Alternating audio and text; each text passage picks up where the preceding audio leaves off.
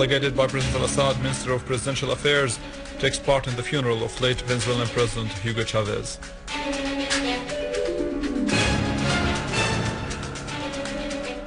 China reiterates support for any plan to resolve the crisis in Syria on condition that all Syrian parties accept it. In a Zaatari camp in Jordan, a number of displaced Syrians demanded that they be returned to their homeland or be allowed to do so, complaining of tragic conditions and poor living standards in the camp. In statements to media outlets, the displaced Syrians said that the camp lacks the basic components of decent life and isn't serviced properly, with neglect causing a new fire in the camp, destroying around 35 tents. Earlier, about 135 Syrians returned to their homeland because of pressure being practiced against them and the maltreatment they received at that site. Delegated by President Bashar al-Assad, Minister of Presidential Affairs Mansour Azzam offered condolences in the name of President al-Assad and the Syrian people to the government and people of the Bolivarian Venezuela on the death of great leader, late President Hugo Chavez. Minister Mansour took part in the solemn funeral of Chavez held at the military academy in Caracas. The minister conveyed the Syrian government and people's sorrow to the acting Venezuelan President Nicolás Maduro on the loss of a dear friend for the Syrian people. Azzam also offered condolences to the family of Chavez and a number of Latin American leaders. Venezuelan Vice President Nicolás Maduro has been sworn in front of the Venezuelan National Assembly as the acting president of the country, until the early presidential elections are held, in which a successor to the late President Hugo Chavez will be elected.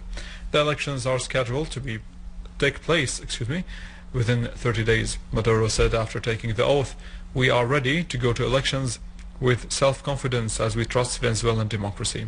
Maduro has also appointed Jorge Arieza, the former Science and Technology Minister, as the new Vice President.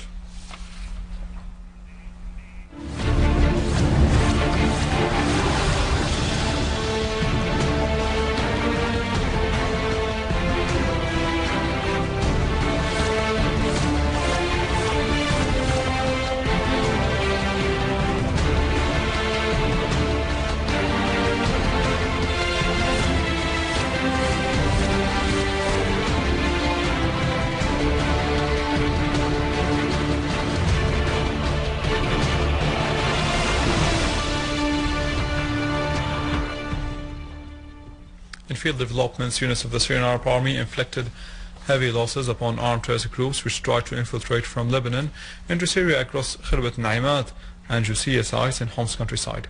An official source in the province said that armed terrorist groups tried many times to infiltrate from Lebanon into Syria across the two sites, along with shooting fire from the Lebanese side on the border guard centers on the Syrian side and at the two sites. The source added that units of the armed forces confronted these armed groups, killing a number of their members and injuring others, while the rest fled into Lebanese territories.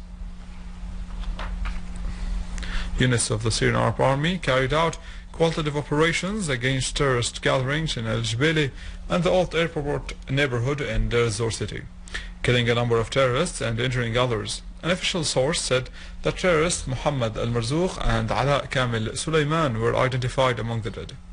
The source added that a unit of the Syrian Arab Armed Forces killed in another operation all members of an armed terrorist group near the civil defense building in Al-Muzaffir neighborhood. The armed forces destroyed two cars, killing all terrorists inside them in Al-Hawiqa neighborhood. In the area of the 7 kilometers, another unit of the armed forces confronted a terrorist group which attacked a military checkpoint, killing a number of its members and injuring others, among them Saeed Khalaf al-Umar. That was it. More details on our website www.syriaonline.sy. And in our economic news, new import permits in Tartus port, and how available is diesel and gasoline in local markets. Details on that and much more after the break.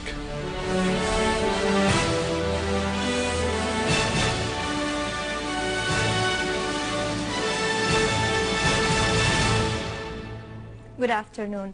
The manager of the Tartus port announced that 49 import permits were issued during the last month. The import permits are worth about $64 million. The goods included foodstuffs such as sugar, yogurt, olive oil, and meats. The imported material also included metals, rubber, car repairing parts, and marble.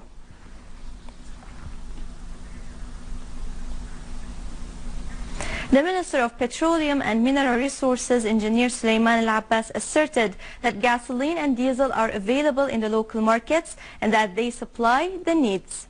He added that the main problem is the transportation among the governorates. In an interview with the Complaints Committee of the People's Assembly, the minister pointed out that the ministry used to transport these materials mainly through oil pipelines that were hit by armed groups, rendering them out of service for several months, adding that this had many negative effects.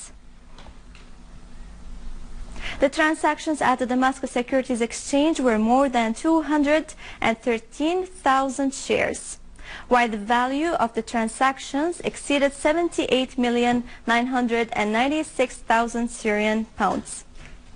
The DWX index recorded 775 points, up by 4.13 points. The banking sector came first in terms of transactions, value and volume, followed by insurance and industry. In the local market, the 21-carat gold was set at 4,450 Syrian pounds, up by 25 Syrian pounds. The Jewelers Assembly set the price of the Rashadi golden coin at 32,500 Syrian pounds and the English coin at 36,400 Syrian pounds.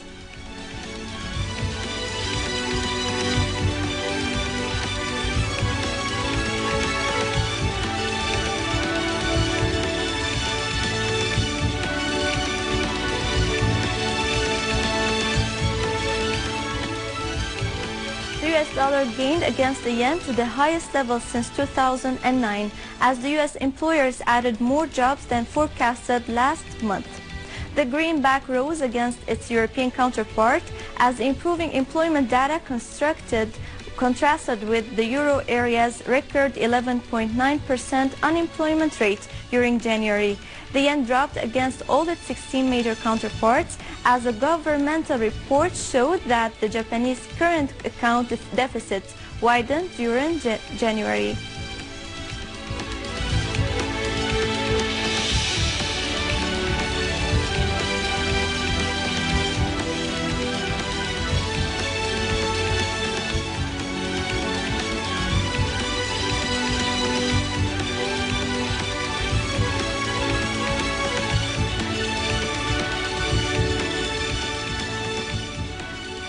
And with this we conclude our news. Thank you for watching and goodbye.